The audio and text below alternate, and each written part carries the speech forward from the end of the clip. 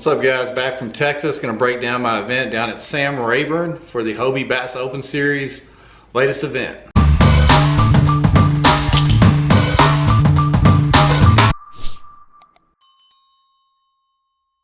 This video is gonna be a little different because right at the beginning of the video, I had the GoPro set correctly. It started recording like it normally does on an external battery, but somewhere along the line, right after the first 30 minutes of filming, it got clicked over to time-lapse mode. So I'm still gonna do my lake breakdown, or my tournament breakdown, but a lot of the footage of the catches are gonna be ultra fast forward, but I'm gonna use them anyway and tell me what y'all think. It's a real unique way to see a lot of fish catches real quick. I bet I caught 50 or 60 fish over the 2 days of the tournament, maybe more than that. And it was a fun time. All right, so if y'all been paying attention, you know that Sam Rayburn was at historic flood levels. The event was very close to being canceled, but the tournament director, AJ McWhorter, and the crew at Hobie decided the show must go on, so they went ahead and had the event. When they decided they were gonna have it, I was excited because Sam Rayburn's a bucket list lake to me. I've always wanted to go there, but I also thought it was gonna present some real challenges when you're talking about 100-year flood. The lake's 10 to 12 feet high. There were videos all over the internet of the water lapping up against retaining walls and up to the edge of the dam. So I fully expected to have to face a muddy, blown out fishery full of debris, but I was still ready to go, ready to tackle it and see Big Sam finally. Well, when we got there, I had a few friends get there before me. They said it wasn't too bad. I didn't know what, if they were just dock topping me or what, but I got there, and as soon as I hit the water right away, it was basically clear or stained water from the bank all the way out to the main lake. I liken it to a slow fill of a bathtub. It didn't rush in there with muddy water, I guess. It had been raining for so long that it just slowly filled up, and the visibility wasn't bad. Couple that with the fact that there's a lot of grass in Sam Rayburn. I don't know if that helped filter it out, but it was not bad. It was just high. So there was a lot of flooded cover. It made a 100,000 plus acre lake even bigger. With that said, I knew it was going to be flooded, so I broke down the lake to a smaller section. I was going to try to target anyway, rather than try to just overwhelm myself with fishing all over that giant place. I picked I'm going to call it the southwest corner near the Black Forest area to break down. Day one, I fished some of the smaller creeks down towards the dam, caught some fish. Got up in the flooded brush, flipped and pitched around there and caught some fish. Day two of practice, I went up to an area called Caney Creek. The boat ramp, just like every other boat ramp on the lake, is closed, but there's an access area there off the side of the road where a road basically dead ends in the water. You can see it on the map there. That I was able to just slide right in. There were a few other kayaks there, but I slid in there, fished around some of the flooded cover, went out and fished some of the old main lake structure that I thought would be holding fish in June, and that's where I really found the big numbers of fish, was on these main lake points. Even though the water was pushed hundreds of yards back into the woods, those fish still wanted to be on point. So I found big numbers out on the points, really holding to the old bank line, and pushing bait fish up onto the points or up onto the trees or whatever that was up there during the day, or especially early in the morning. So that's what I decided to do for the tournament, was go out to the main lake, start offshore. I figured everybody else would be up shallow. I wanted to do something a little different, maybe where I wouldn't have pressure. And something else really unique, because of the flood, there was no boat ramps open. Most bass boat tournaments were canceled. So we were gonna get to have Sam Rayburn basically to ourselves. I mean, there was hardly gonna be any pressure on what many call the most pressured lake in the United States.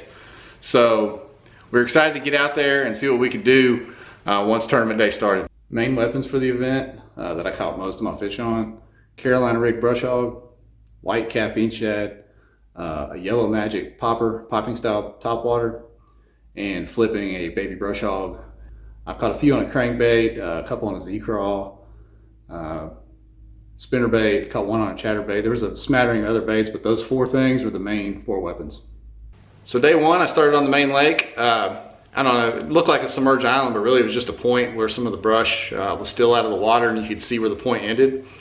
I caught some fish there late on the second day of practice, but on day one of the tournament, I only caught a few fish there early, and they were small. I got one keeper and one short fish, and then a few other short fish popped around on the top water and went after my fluke.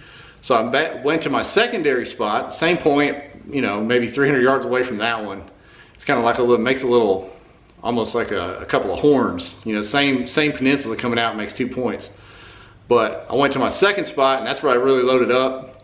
I got a limit pretty quick. I had 76 inches on day one, which put me in the mid 40s as far as placing, but I knew the potential was there to really make a move on day two. So go ahead and check out this quick footage on day one, and then I'll break down my day two for you. All right, y'all. We are on Sam Rayburn, morning of the Hobie Bass Open Series stop down here in South Texas. The lake is flooded, but the water's looking good. I've been fishing for a couple of days, or about a day and a half, and found a few little things. I'm gonna start offshore here on this main lake point, see if I can get something going early. Hopefully it's a good fun day and we get a lot of fish catches. 7 minutes till first cast, so let's go.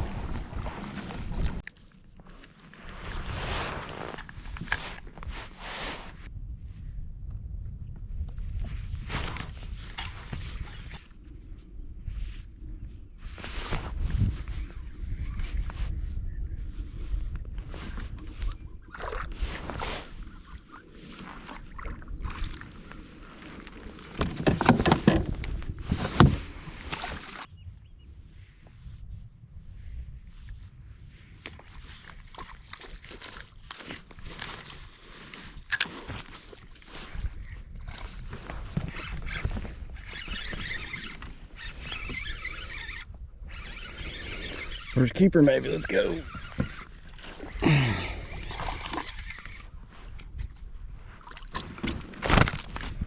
That'll barely make 12, but we'll take it.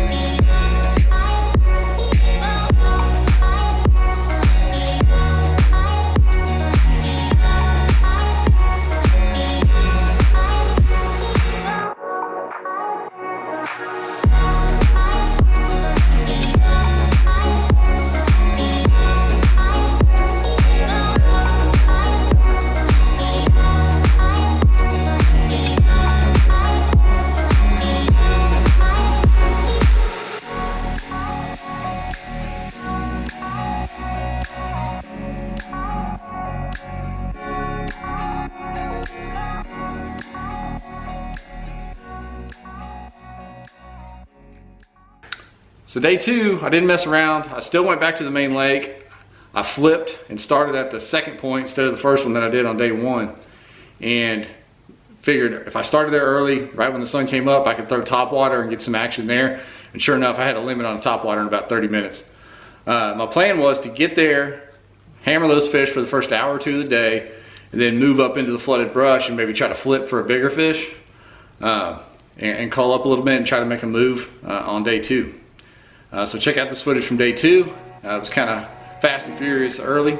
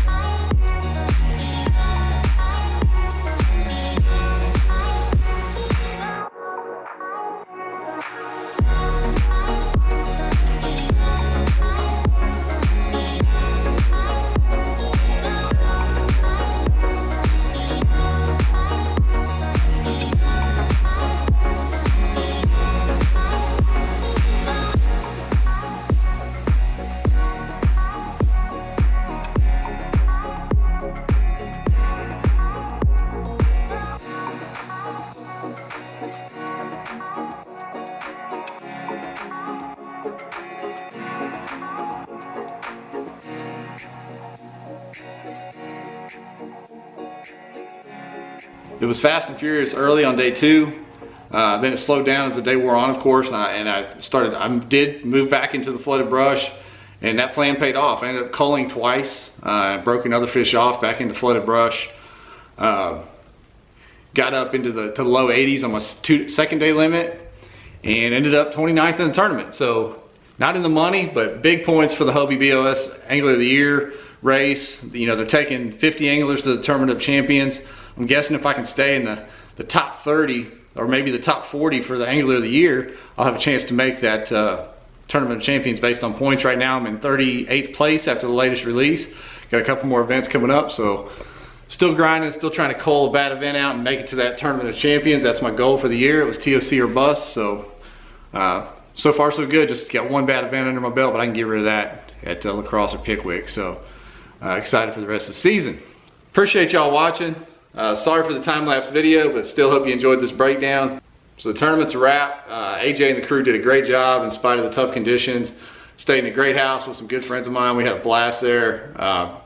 Sam Rayburn, awesome lake, lived up to the hype. Big numbers caught up and down the leaderboard. Some really big fish caught. Congrats to the winner, Brian Scarberry. We got to interview him on the podcast. If you haven't seen that yet, go check that out. And as always, thank y'all for watching. Hopefully we can get another video out to you soon.